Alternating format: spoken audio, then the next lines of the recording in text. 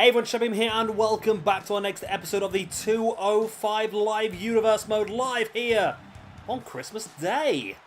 So we've got 3 massive matches here this evening, including a light heavyweight championship match and the eagerly awaited Money in a Bank ladder match as well. But first...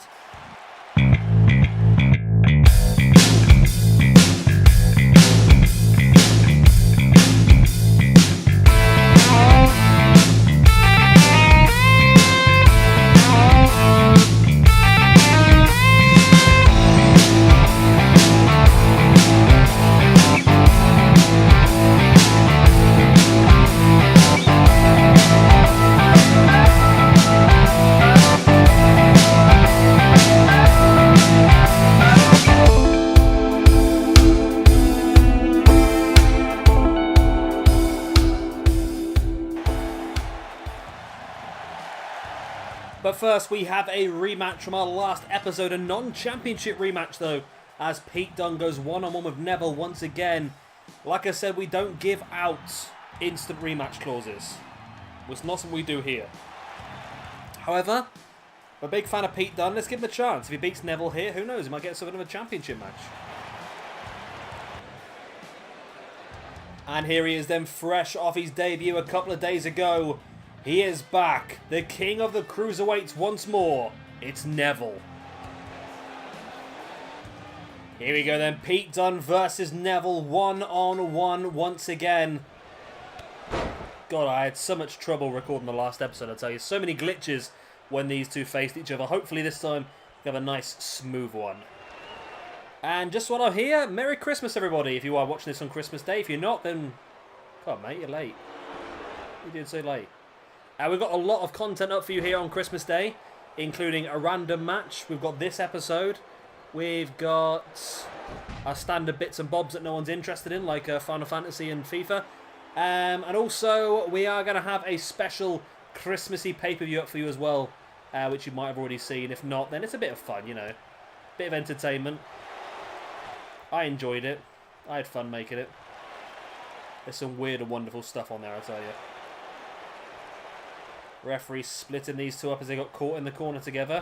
And Neville, oh, I went for him, but Pete Dunne caught him with a drop toe hold into the ropes. Just biting the hand of Neville.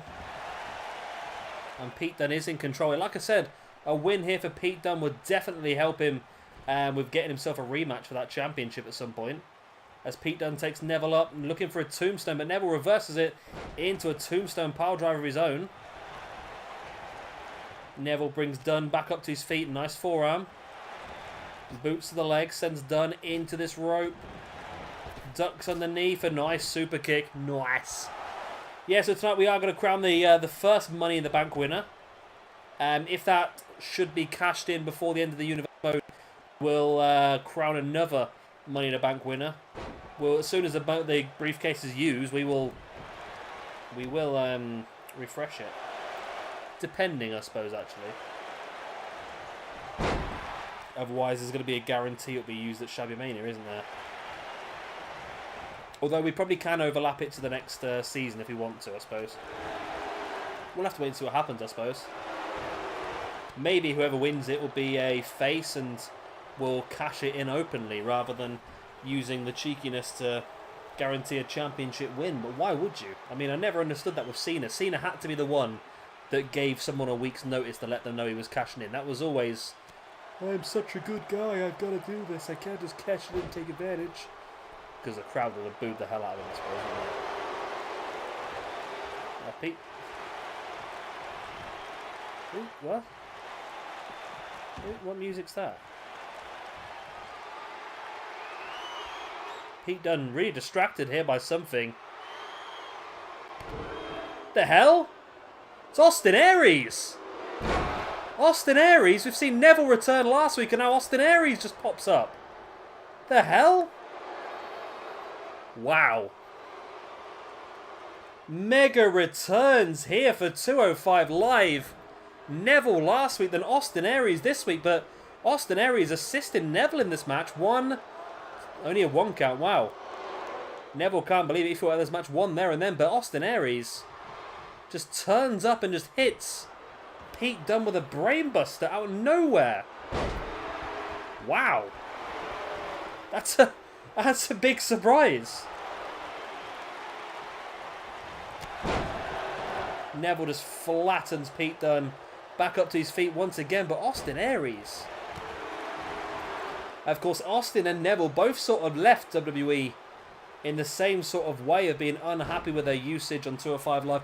It's a shame because now Triple H is in charge. They probably would have got a much better use. And bearing in mind, we've seen a few people now been promoted from 205 Live. The likes of Mustafa Ali is now on SmackDown as a member of the main roster. And Lucha House Party, Lince Dorado, Gran Metalik, and Kalisto are no longer on 205 Live either. They're now part of the Raw roster. So there probably would have been an option for both Neville and Aries to be promoted, but Pete Dunne here, there's the bitter end, middle of the ring. What a turnaround this would be. 1, 2, and Neville kicked out on the 2. Wow. Dunne can't believe it. Neville's still in this one. If Dunne gets a pin on the Cruiserweight Champion after being attacked by Austin Aries in the match as well, that's a real massive win. Nice dragon suplex there by Pete Dunne. As Neville taking that top turnbuckle pad, he likes that move.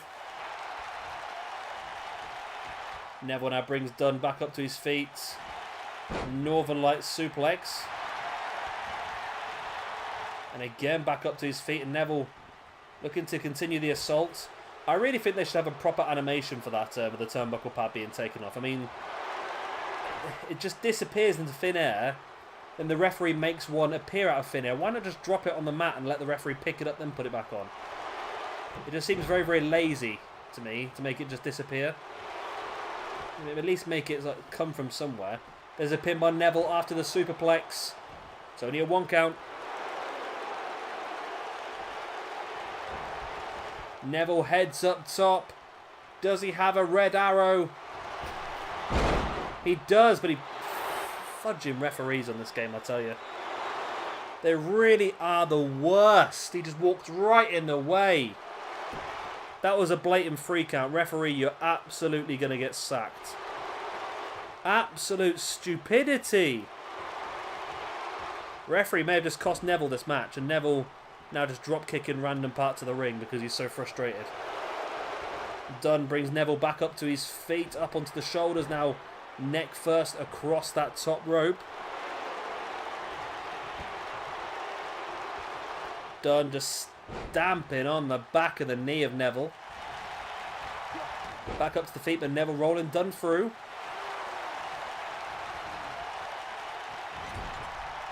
Nice slam face first into that turnbuckle pad before sending him into the far corner. And Neville gets caught with that SDO, and it makes you wonder the whole Austin Aries thing, just turning up and leaving. You thought he might have stuck around and maybe continued the offense or continued the distraction, but no, he came in and just took Pete Dunne out with the brainbuster, but Pete Dunne has been able to get back in this one. Now Dunne heading up top, not really his forte to be honest.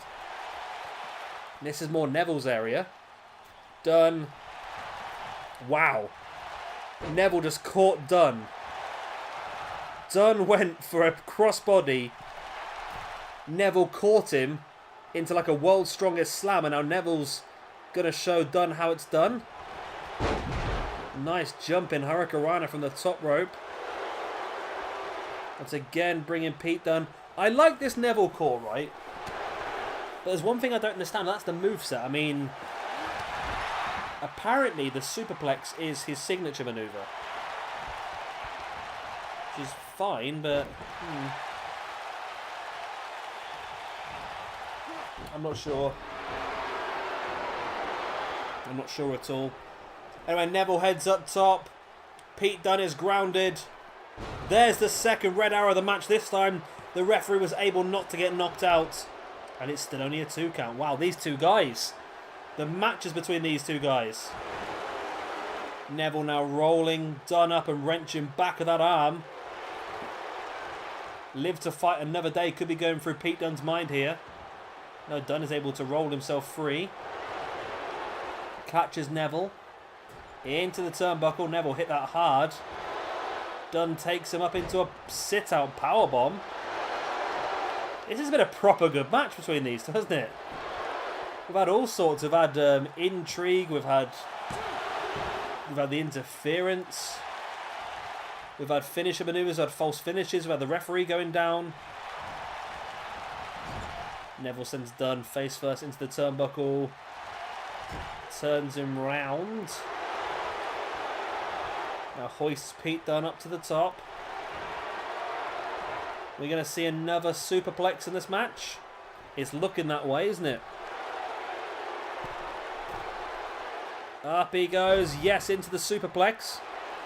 So I don't think we've still got two massive matches for you left in this video. We're going to have Drew Gulak, of course, after defeating Adam Cole in the last video.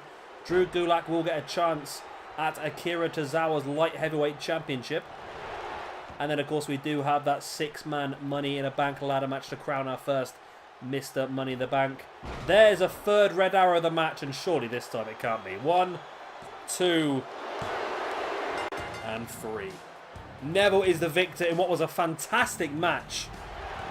And a great way to open our Christmas episode. There was Austin Aries making his surprise return and catching Pete Dunne with the brainbuster. Dunne will be arguing that without that brainbuster he might have done better in this match, but I think Neville would also argue that if the referee hadn't got kneed in the head with that red arrow, then Neville would have won the match straight away. That was the second of the red arrows, in there for a 2 count. But Neville is victorious. Your champion gets a second victory in the space of 2 episodes against Pete Dunne. I think that would mean for me that Pete Dunne is not going to get a rematch anytime soon. He's had his 2 opportunities and lost on both occasions. We will do a #1 contendership match at some point very soon. I'm just trying to think about who the best ones to put in that #1 contendership. I'm not quite sure who the best bet would be, but either way, that is a great win again for Neville. And Austin Aries, we need to have a look and try and understand what that Austin Aries situation is. Was he coming back to make an impact and attack Pete Dunne? Or is he aligned himself with Neville? We don't know what that whole situation was with Austin Aries, but I'm sure we'll find out as time goes along. And here is our second match of the evening. It will be Drew Gulak taking on Akira Tozawa for Akira Tozawa's Light Heavyweight Championship. The following match is scheduled for one fall. And it is for the 205 Live Light Heavyweight Championship. Introducing first, the challenger. From somewhere in America. Or is he Canadian? I'm assuming he's American. Mr. Drew Gulak, of course, earned this match by defeating Adam Cole last week. It was such a massive win in my mind that I decided that he deserves this match against Akira Tozawa. And here comes your champion then for his second championship defense in the space of a few episodes. He defeated TJ Perkins a few videos ago. Of course, TJ Perkins got a massive win against Sami Zayn, which is why he got the opportunity. And Akira Tozawa might be a little bit annoyed because this is the second time he's had to defend his championship, whereas, for example, the tag team championships haven't even been defended once yet. So he might be a little bit annoyed that he's being asked to defend his belt more than others, but that's the way you prove you're a champion, by beating all comers. So this is what it's all for then, the Light Heavyweight Championship. Held by Akira Tozawa since the last episode of our NXT Universe mode, where he won it in an 8-man scramble match. And now making the defense against Drew Gulak. I'm a big fan of Drew Gulak, and I was talking in the previous video about how I felt bad for him because I was giving him lots of opportunities because I liked him so much, but I was probably putting him in matches that were probably a bit too big for him. But he proved me wrong. He defeated Adam Cole with the whole of Undisputed Era at ringside. And for me, you've got to get a massive reward for winning such a massive match. That's exactly what we're giving him here with this match against Akira Tozawa for that Light Heavyweight Championship. Right, we're always ready to go by the looks of it. Tozawa hands the belt across to Mr. Generic, the referee, who shows Drew Gulak to make sure that's what he bargained for. And the referee lives his dreams by pretending he's the champion for a split second. This is what I always wanted. Right, we're ready to go. The bell is going to be pinging any second now. There he goes. We're underway. Drew Gulak versus Akira Tozawa. Interesting style of match. I'm not quite sure who comes out on best. Stat-wise, I believe that Tozawa might be... I don't know, actually. I think it's pretty level stat-wise, to be honest. It's an interesting one because although this is a cruiserweight brand, obviously, and this is a light heavyweight championship, both these guys are not very high-flying in style. I mean, Akira Tozawa probably more strikes and suplexes and throws and so forth, and Gulak, much more of a technical wrestler, has great ground and pound ability. Will tie you up in a knot if he needs to, and will make you tap out by the end as well. I feel like Gulak needs some guys, though, don't you think? I think he is tag teaming with Jack Gallagher in real life. Have we seen Jack Gallagher yet, have we? I'm sure we did see him at some point. I think he's tagging with Jack Gallagher in real life at the moment. I think they're called like the Submission Commission or something like that, I think. It might be nice to have him alongside him again, I think. Just one thing that does annoy me about this game, it's sometimes sometimes things are fit for, you can't do certain things, is what I'm trying to say. Like, for example, when we had the running in the last match, I'm going off kayfabe here. When you had the running in the last match, that's fine. In any normal match, you can do that. Apart from championship matches, you can't have a run-in during a championship match. I don't know why. Because I think that would really raise the excitement if there was a massive run-in during a championship match. Remember like the olden days where like you'd have a championship match between, I don't know, Rock and Austin, and then the Undertaker would come running out in the middle and just tombstone someone. I don't think that ever happened, to be honest. But that was the sort of thing that would happen. And then the championship would fall a certain direction. Or, for example, the best way to look at it is probably Vince.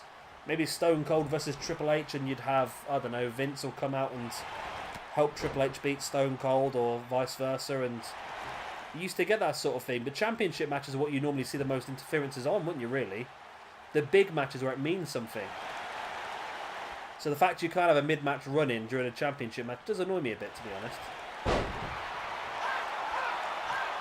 But I like the fact that you can do the mid-match run-ins now, because last year you could only do sort of like a run-in on the entrance. But having the mid-match run-ins now, that's pretty nice. It adds a different element. But the problem is, I just keep using the same one over and over again. I really should vary it a little bit here and there, maybe. Tozawa now with a dragon screw on Drew Gulak. Don't forget, we still have a Money in the Bank ladder match for you as our main event here this evening. 6 men all won their qualifiers. If my memory is good enough, I could tell you who they are. Sin Cara, Reilly, Tommaso Ciampa.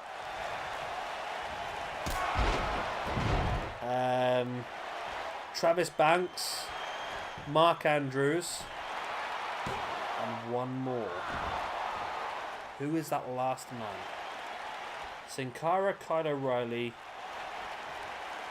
Mark Andrews, Travis Banks. So Banks won the last one. Oh, was it Cedric Hunter? No, it's not Cedric Hunter. Who won that match? I know what the match is now off the top of my head. Barely. I know which match it is. I can't remember who it was, that's at worst. I don't remember. We'll find out in the next match, won't we? We'll find out. Alright, Tozawa in control of Gulak now. Spins around in that corner. Went for the boot in the gut, but Gulak with a spinning heel kick in the gut, and then puts Tozawa in the corner. Nobody puts Tozawa in the corner. He's just slowly rotating Tozawa. This is a bit messy now, isn't it? Rotates again.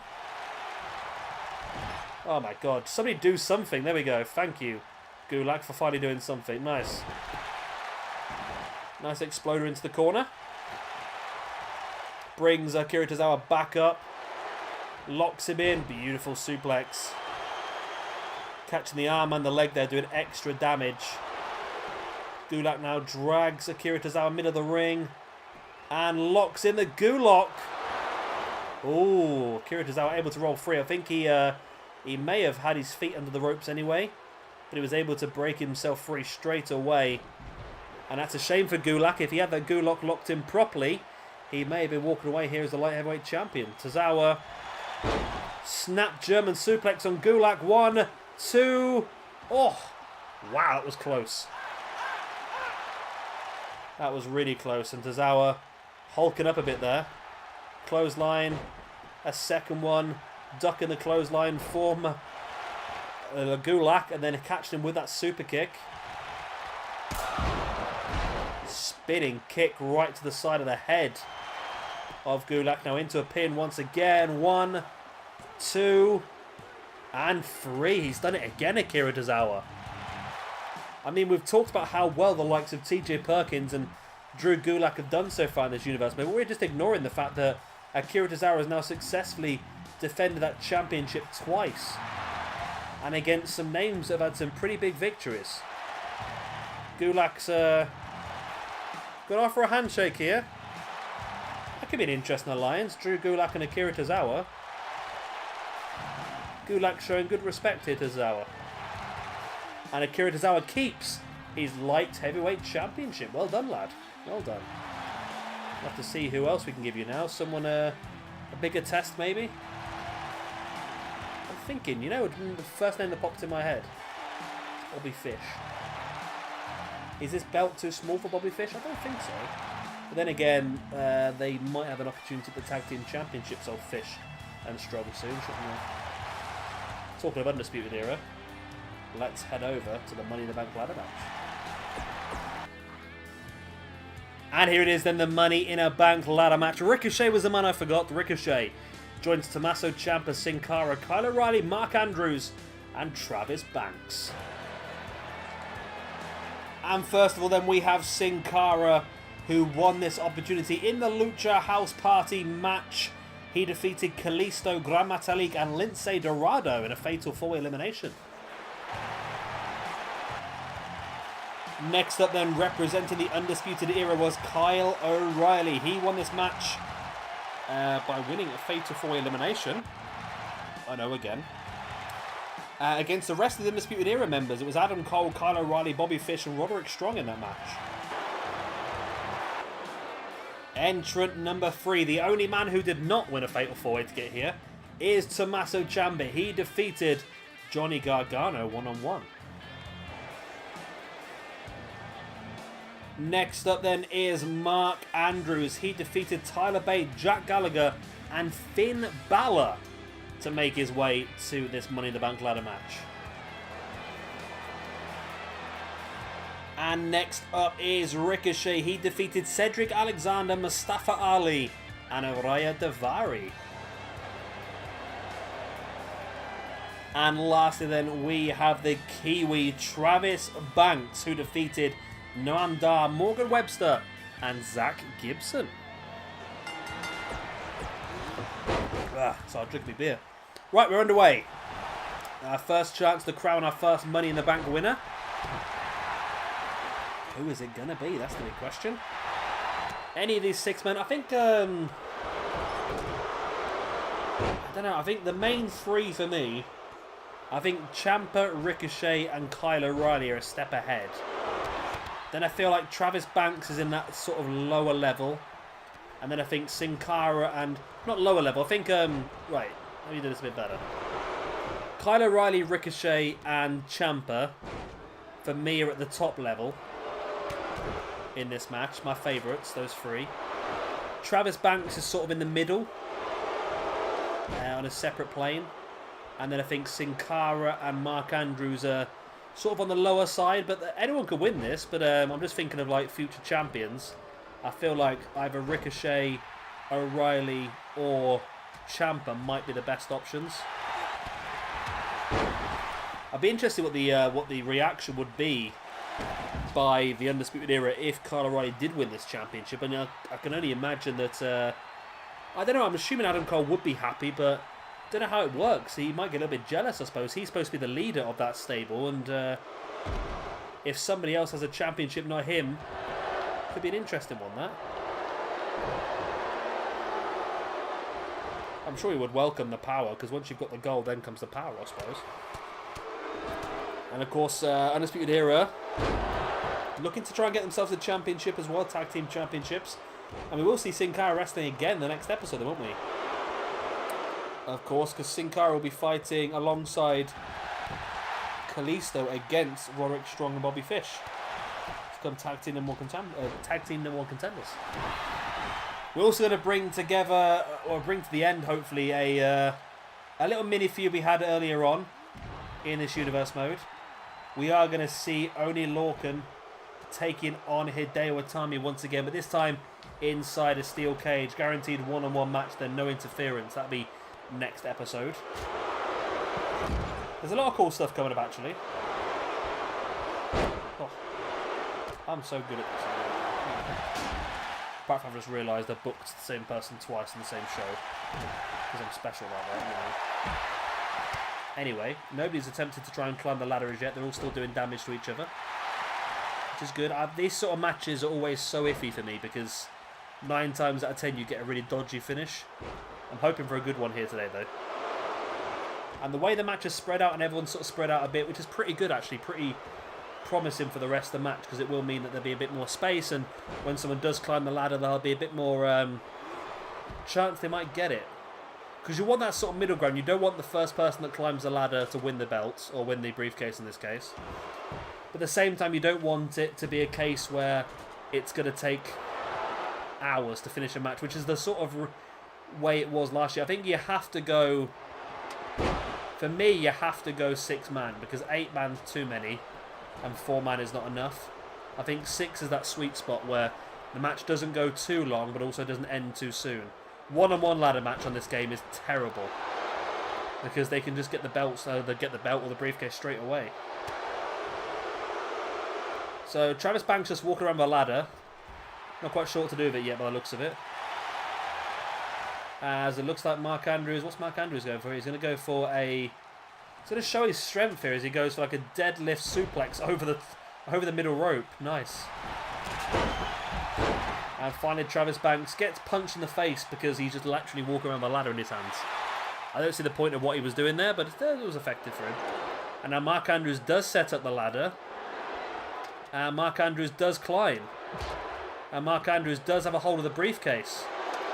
Travis Banks is going to join him at the top of the ladder though, and the fight now ensues. And Travis Banks is launching Mark Andrews off the top, and now Travis Banks grabs a hold of the briefcase. And Tommaso Ciampa climbs. There goes Travis Banks. Now Tommaso Ciampa gets a hold of the briefcase. And Ricochet with the forearm in the back didn't do anything. Come on guys, get him down. Ricochet's just staring at him. Finally Sin Cara decides to push the ladder over. And Ricochet's going to help. And Tommaso Ciampa does dangle for a moment. And there is the powerbomb by Sin Cara. That one looked a bit iffy there for a moment. Kyle O'Reilly got to the top, and then it's a 6-man match, mate. You can't be hanging around the top rope because you're going to get thrown off. That's exactly what happened. Oh, Sin Cara just launching Mark Andrews into that ladder, and Mark Andrews and the ladder clatter to the ground. And then Sin Cara gets drop kicked off the apron by Ricochet, and Ricochet's the only man on his feet right now. This is the time, Ricochet, to get the ladder. Right to the face of Sin Cara, who apparently, according to the little screen filter there, had just been busted open, but that was a bit pointless, wasn't it? Mark Andrews and Travis Banks now in the ring, as is the ladder. Mark Andrews brings the ladder back up to his feet, and then he's going to get launched out the ring. Which is going to leave Travis Banks in the... Okay, maybe... Yes, it does now. As I say, it leaves Travis Banks in the ring with a ladder on his own, but now there's 3 men in the ring. Oh, nice right hand. Now, I have figured out you can actually defend the Money in the Bank in a singles match as well, so maybe we might do that at some point. If, I don't know, if the storyline takes us that way, or maybe if they hold the briefcase for too long. I don't know. Well, here we go. Ciampa's now got the ladder in the middle of the ring on his own. Seems like a bit of an oversight from the other 5 guys in the match to leave him in there. And now Ciampa has a hold of the briefcase. Mark Andrews has spotted that. Mark Andrews is back in. Forearm to the back of Ciampa. Travis Banks, what are you doing? Now Travis Banks with the forearm to the back of Ciampa. And again. Come on, you need to bring him down. There we go. Finally, Banks does knock him over. And now Mark Andrews and Banks is going to push the ladder over together. That was really weird. Banks just took out Mark Andrews while Mark Andrews was trying to take him off the apron. And now Banks is trying to clear the ring. Not done the greatest job of it, has he, really? Because there's now 5 people in the row. There's 4 in the ring and 1 on the apron.